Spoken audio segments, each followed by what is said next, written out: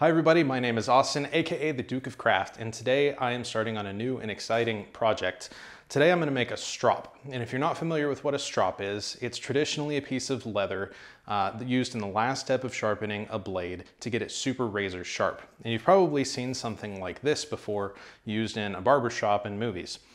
This end would attach to the chair, they'd hold the other end and rub the straight razor back and forth to get it really sharp for a really close shave. But there's another type of strop where you actually mount the leather to a piece of wood, and that's what we're going to create today.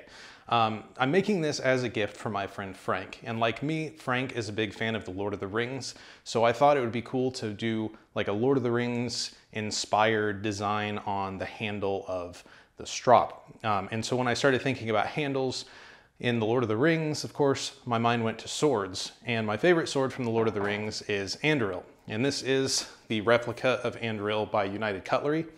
And I really like this pommel and handle design. So this is kind of what I'm going to use as inspiration for the handle on the strop. So I've got this really nice piece of walnut that I'm going to use for the paddle part, and then I've got a roll of veg tan leather that I'm going to use for the actual leather part of the strop. And I'm going to use a series of different power tools to carve in the design that I want, and then I've got one or two other little methods that I want to use to add some more embellishment to it. So let's get started.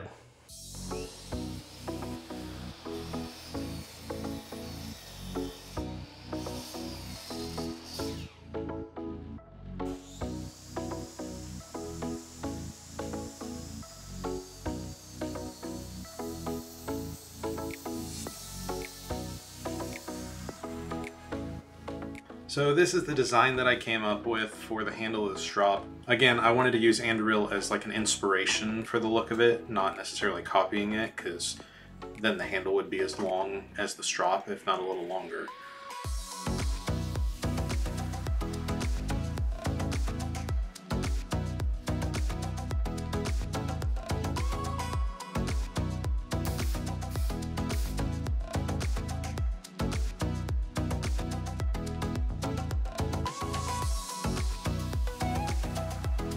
Here I'll use a bandsaw to just cut out the general shape of the handle.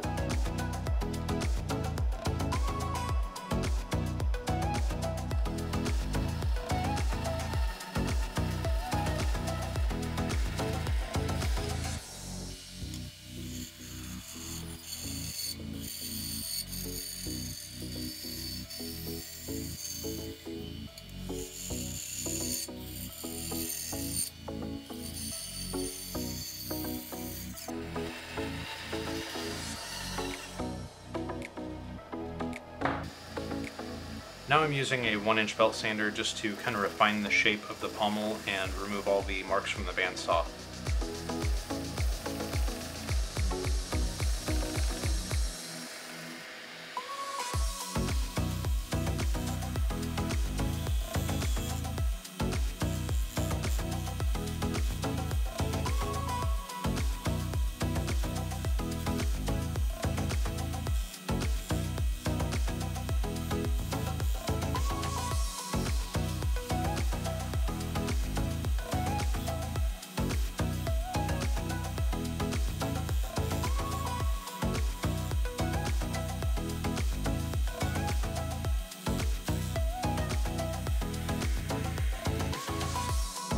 Now I'm going to switch to a spindle sander so I can carve in some of the rounded areas.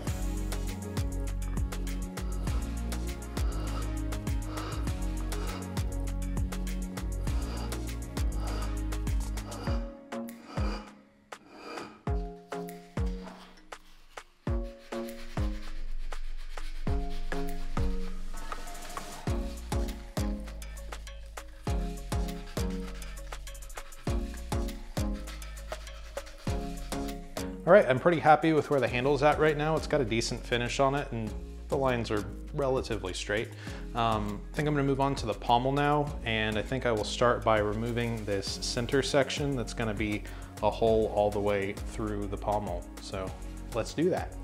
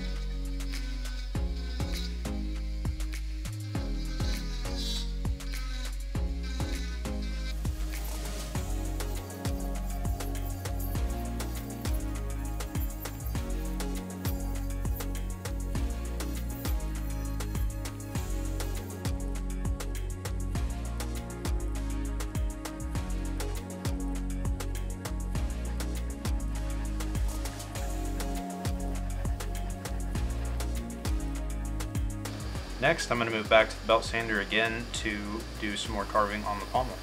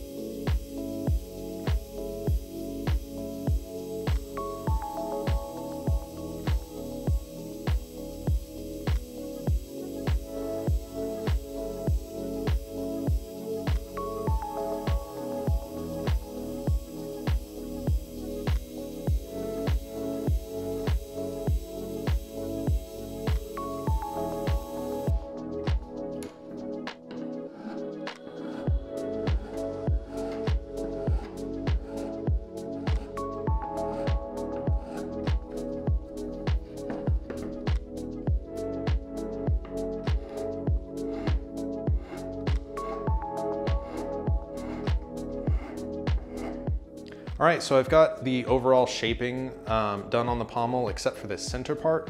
And that's gonna be the hard part because it's like concave. So I think I'm gonna do most of the stock removal on that with a Dremel. Use a file to get it as close as I can to the final shape, and then do some light sanding. And then I think we can move on to the detail work and the finish on it, and then we'll be done.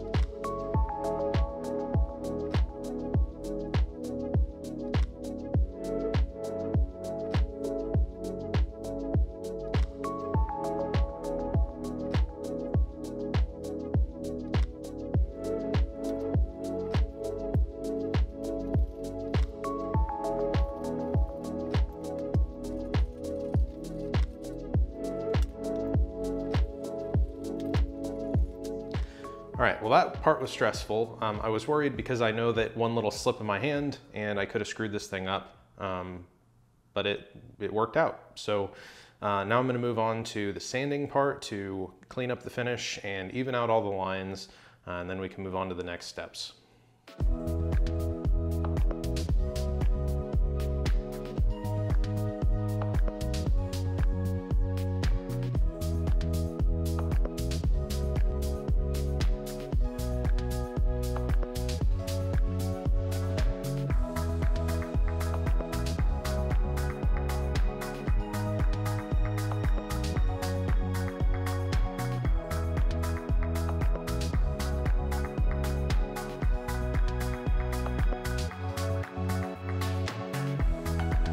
Okay, so I'm finally done with the sanding and really all the woodworking parts of this project.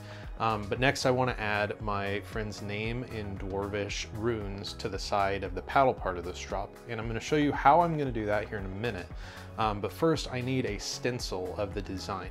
So I've designed what I want here in Adobe Illustrator, and then I'm going to have that cut out on a Cricut vinyl cutter, and then we'll apply it to the strop from there.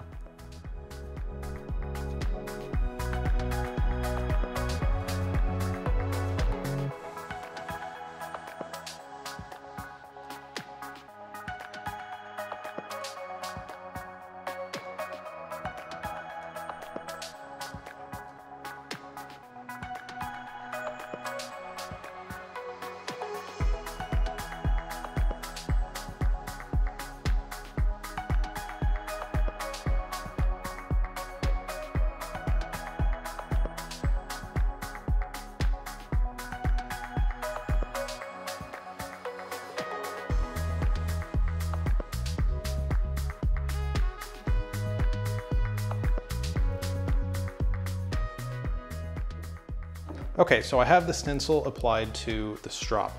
I'm going to use a method that went viral online a few years ago to burn this design into the wood. And you do that by mixing a solution of ammonium chloride, which is a livestock supplement, with water.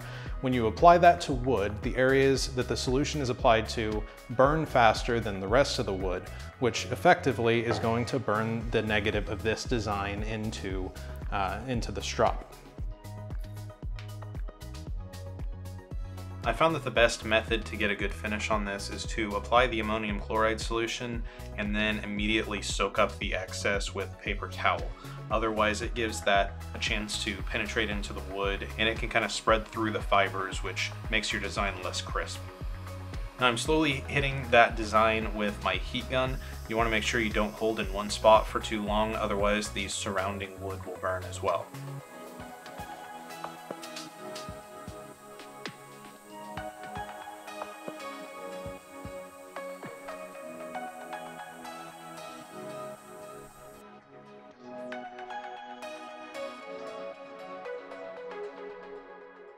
All right, so the design is burnt in and I'm pretty happy with it. I think it looks pretty good.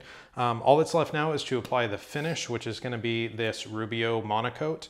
And then we will glue the leather onto these faces, which I've already roughed up with some coarser grit sandpaper, and then we'll be all done.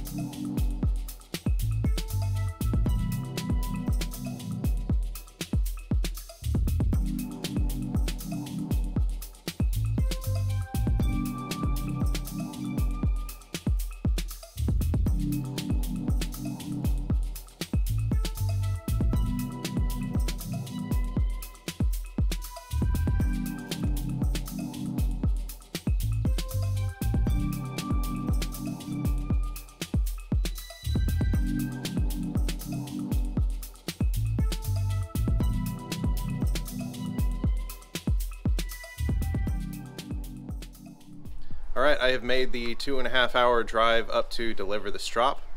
Here's my friend Frank. Hello. So I made the strop for.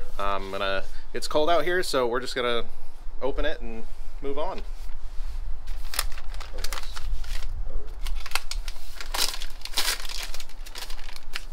Very nice, very nice. If I could open it, my hands are already popsicles. Ooh. Ooh. Ooh. Oh, that's sick. Is this the writing that's on the blade? No, so that's actually your name in dwarf runes. Oh, nice. Oh, that's cool. Holy God. Well, thank you. You're welcome. All right, thank you guys very much for watching. Got some other really cool stuff coming up, so if you want to see that, make sure you hit the subscribe button and click the little bell icon so you'll be notified next time I upload. Thank you very much for watching.